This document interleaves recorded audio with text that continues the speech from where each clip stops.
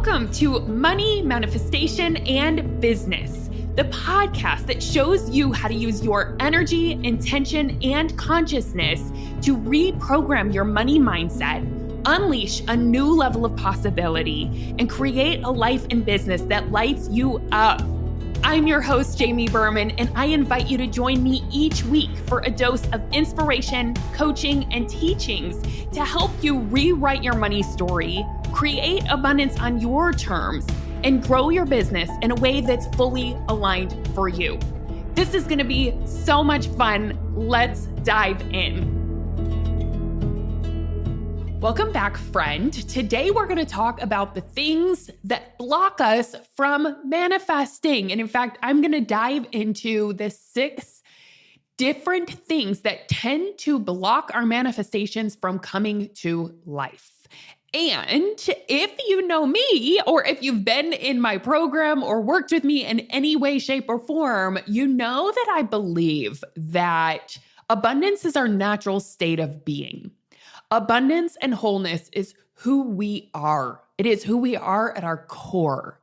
But our opportunity and the way to actually experience the abundance and the fullness of life and the fullness of who we are is to release that which is in the way of knowing it, which is in the way of experiencing it. So that means that manifestation is just as much a releasing process as it is a reprogramming process or a taking on new beliefs process, right? I think so often we think I need to change, I need to take action, I need to create new beliefs, I need to have more.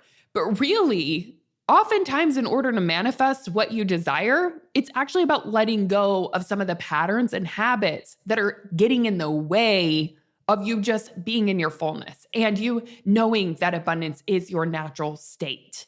So we're going to talk about 6 different things that you may want to shift or release if your manifestation is not coming to life. And this is a very simple episode.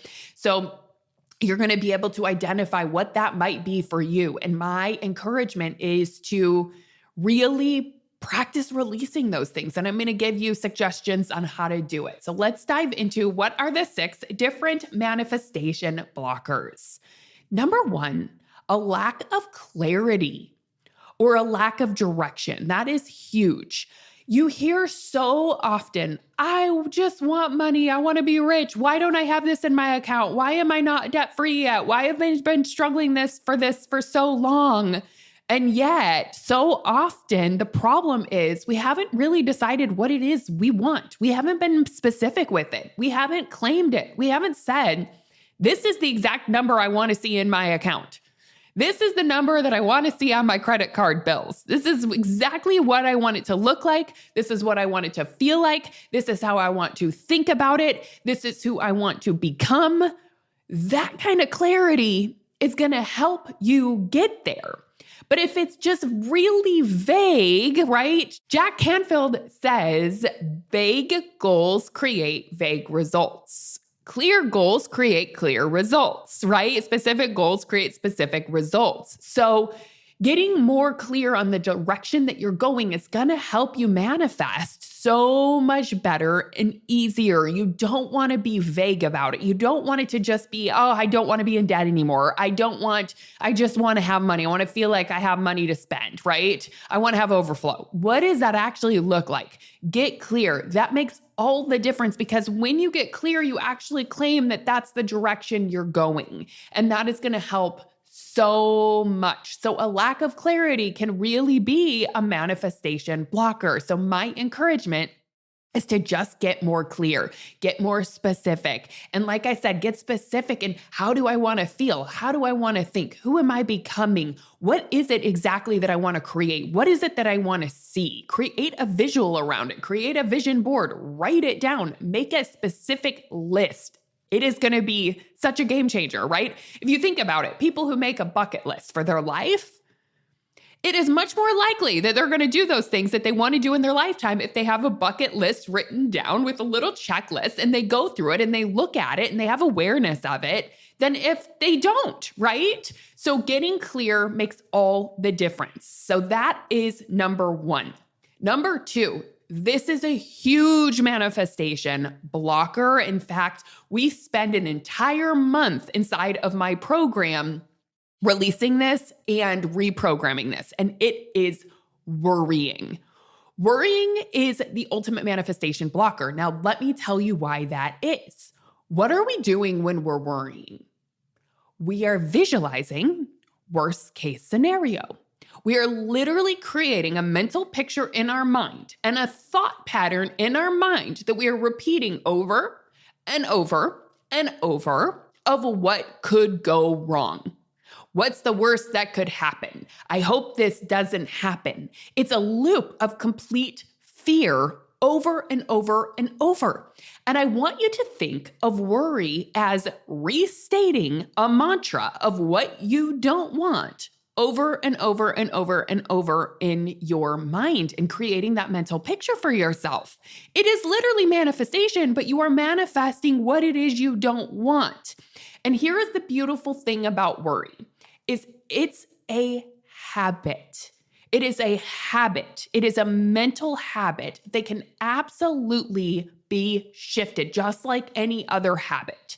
And it's really important that we have compassion with ourselves if we have the habit of worry. We don't want to then shame ourselves and say, oh my gosh, I'm negatively manifesting. Oh no, I can't worry. And then end up making matters worse, worrying because you're worrying. That's not what we want to do. You just want to be aware that it'd probably help if you worry just 10% less, because 10% less is going to help so much, right? So start small and know that you can train your brain to think another way. So often the reason that we worry is because we think it's necessary in order to protect ourselves. We think if I worry, then bad things won't happen to me. Or if I worry, then I'm going to know how to protect myself if something happens, or I'm going to know what it feels like if the worst case scenario gets there, right? We think it actually motivates us and helps us, or we think if we're worried about it, it's going to prevent it from happening. But really, when we worry about something, it just creates drama in our mind. It creates a negative experience for ourselves. It doesn't feel good. It's just a fearful pattern that doesn't protect us. It doesn't prevent it from happening, right? It just feels really, really bad. So I think we have to teach ourselves that worrying is unnecessary. Like worrying isn't actually productive, right? And that's a practice that I did it. I forgive myself for buying into the misbelief that I have to worry about this. I forgive myself for buying into the misbelief that worrying is productive. I forgive myself for buying into the misbelief that I have to keep thinking about this in order to protect myself. It is simply not true. Now, if you want to make peace with worry, there's many things that you can do. And I do a lot of teaching within my program on this of how to stop worrying about money, how to stop worrying about your business. And I'm going to give you just a couple of pieces here on the podcast. Number one thing that can be really helpful is actually making peace with worst case scenario. This is something that I recently did because I noticed myself in a habit of worrying about something with the house and, my whole move and all of that. And I noticed I was worrying, oh no, what if we don't find something? What if it doesn't happen? What if it doesn't sell? What are we going to do? I've been visioning this. And I noticed myself going there. I'm like, oh my gosh, Jamie, no, we don't do this, right? So I caught myself. I didn't shame myself. Of course, I'm a human, so it happens. But what I did was I went to worst case scenario. I literally wrote it down. I wrote, what's the worst that could happen if I don't sell my house? Or if I don't sell it for the price that feels like a match to it? What am I going to do? What am I going to do if it doesn't sell within 6 months? What am I going to do if I don't find a house in Maui that works for us? What are we going to do? I actually went there and I said, what am I literally going to do? Let's pretend it happened. Worst case, we don't sell our house. We don't find a home. What are we going to do? And I wrote out, I guess this is what we would do. And I decided to make peace with that reality because I realized, oh, wait, it wouldn't be so bad, right? Maybe I would just wait till the market shifts and put my house back on the market in another time. Maybe I would rent my house out instead of selling it. Maybe I would look at a different island or be guided to something different. If I really can't find a house where I want it, well, maybe the universe is guiding me. So I made a list of all the worst case scenario that I was worried about that in my mind felt horrible.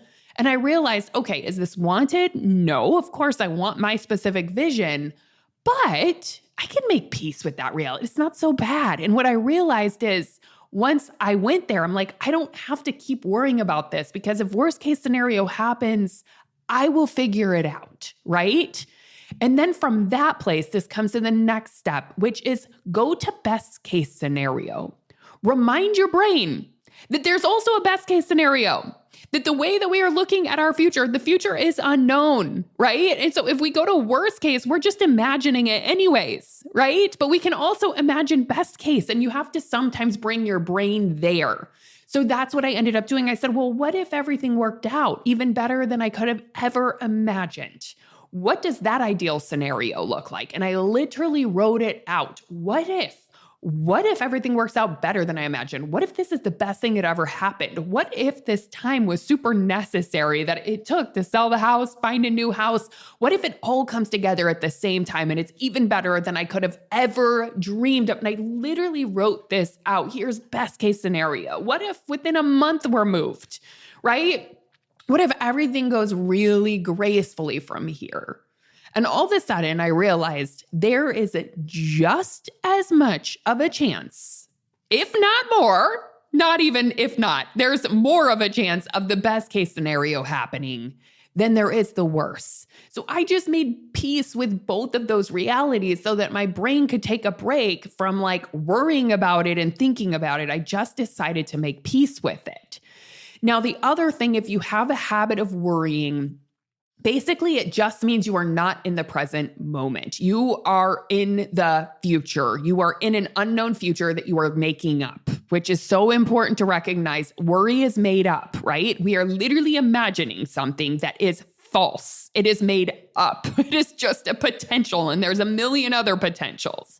So what you can do is come back to presence, right? And one of my favorite teachers is Eckhart Tolle because he is the master teacher at coming back to presence. This practice is huge if you tend to be a worrier because you cannot be both present and worried at the same time. So you have to learn to bring your brain back to now, back to this moment, back to today. In fact, one of my favorite things to ask myself, wait a minute, Jamie, what's true right now? In this exact moment, what's true right now? Not what could be true later, what could happen. It's what is true and what is real right now, and grounding myself in that, coming back to today, to now, to this moment. And that helps break that habit of worrying. So when you notice yourself worrying, coming back to the present moment makes all the difference, right? And one of my favorite thoughts that helps me a lot is I choose this thought, which is that my future is bright, right?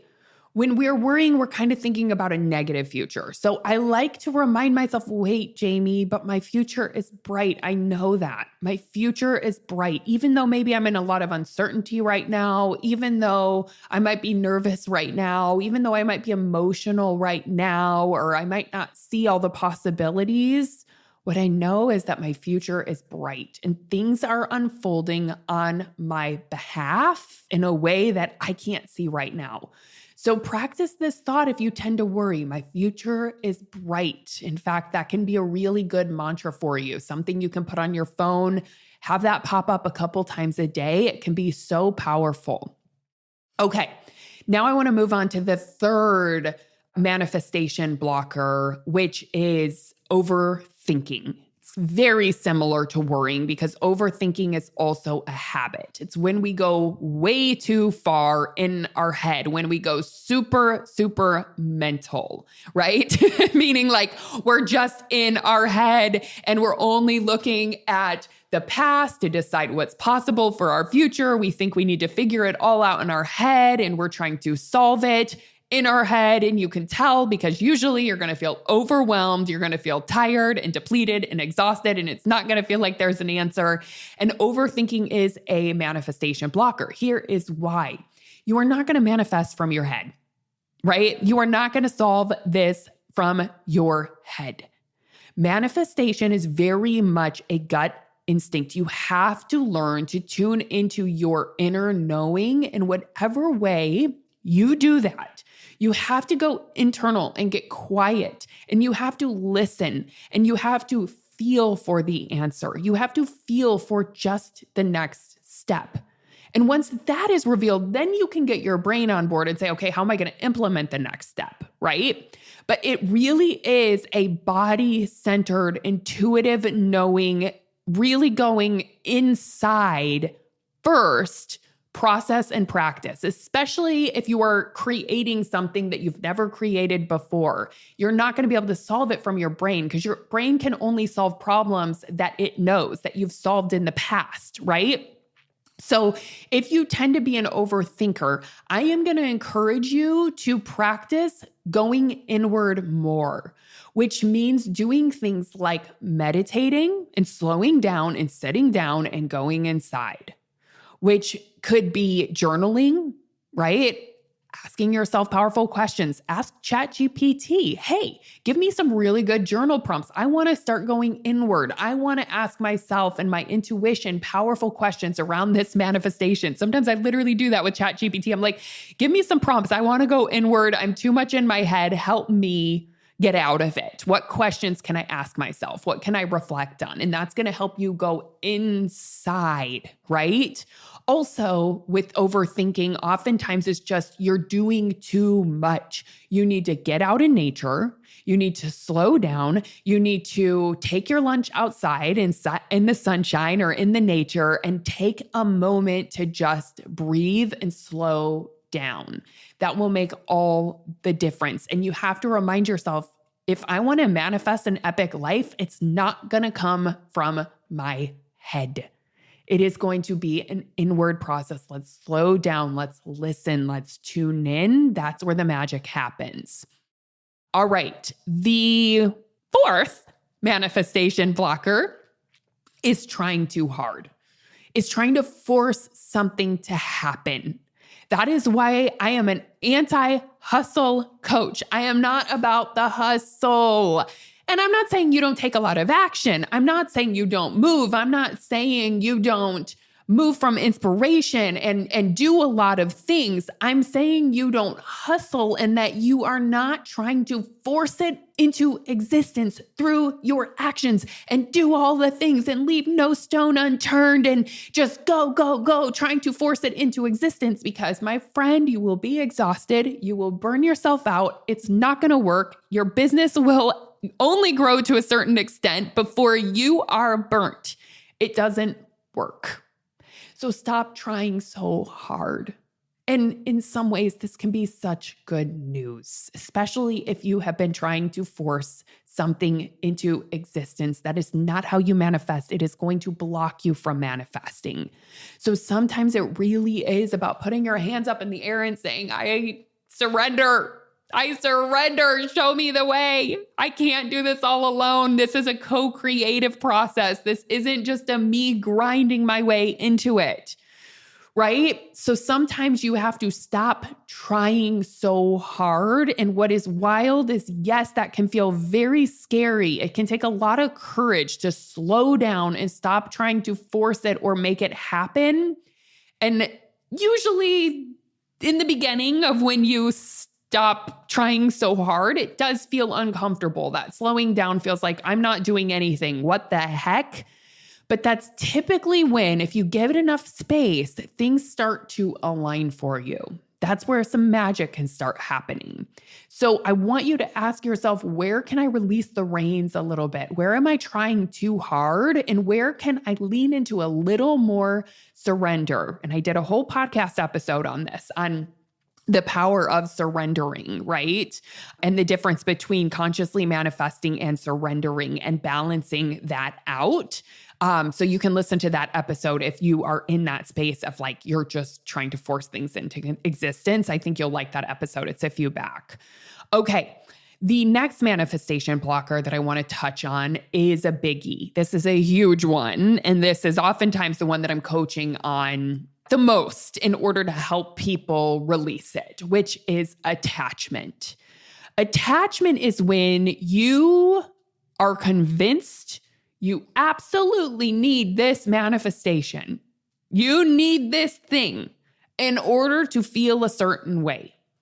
What I mean by that is, let's give you an example. I need my business to reach $100,000 so that I can feel worthy and successful and like I belong and like I'm contributing. And I'm not going to let myself feel successful until I've hit this income milestone. And for some of you, that might be 100,000. For some of you, it might be $1 million, right?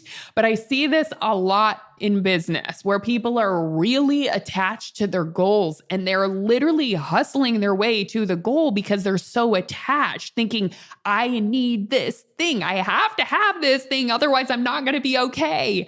And none of us are immune from this, meaning like I have it too, where I notice myself getting attached to things and I have to release that. I have to undo that attachment. And sometimes it takes some work. It takes some effort to release that attachment for me. Not effort, but it takes some internal, work and shifting and being with it and sitting with it to finally let go and let up on it.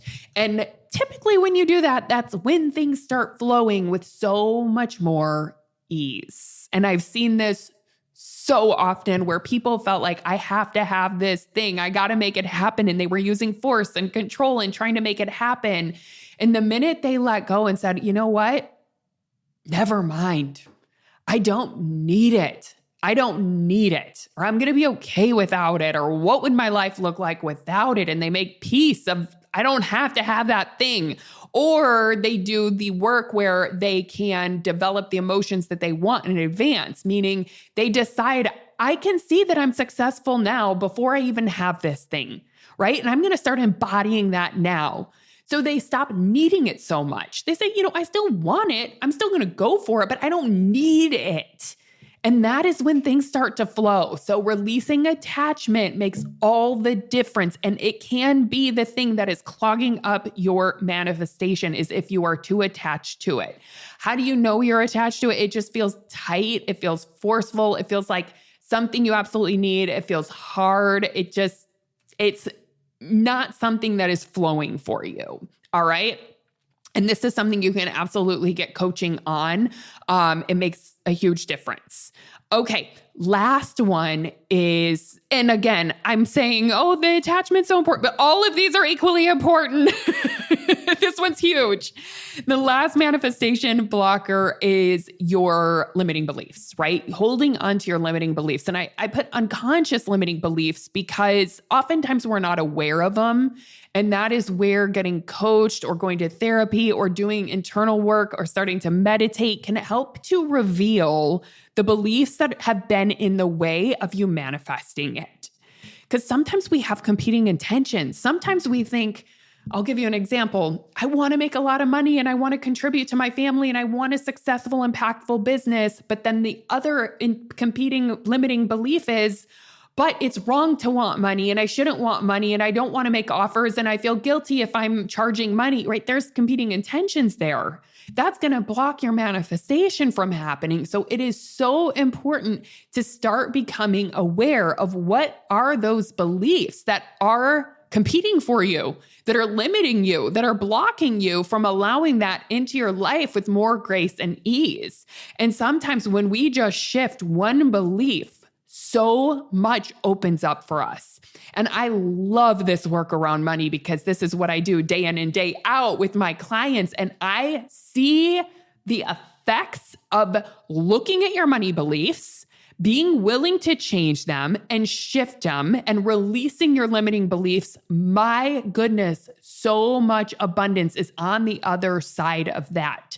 So I just want you to think about that. What if manifesting more money isn't necessarily about trying harder or getting the exact right marketing or getting the right exact plan, but maybe it's about looking at the beliefs that you're holding about money and about your business and noticing they're not facts. Those are thoughts. Those are limitations that you're holding, and being willing to challenge them or get coached on them or work through them or do tapping around them. That release is going to open up so much abundance for you. So I hope this episode was helpful.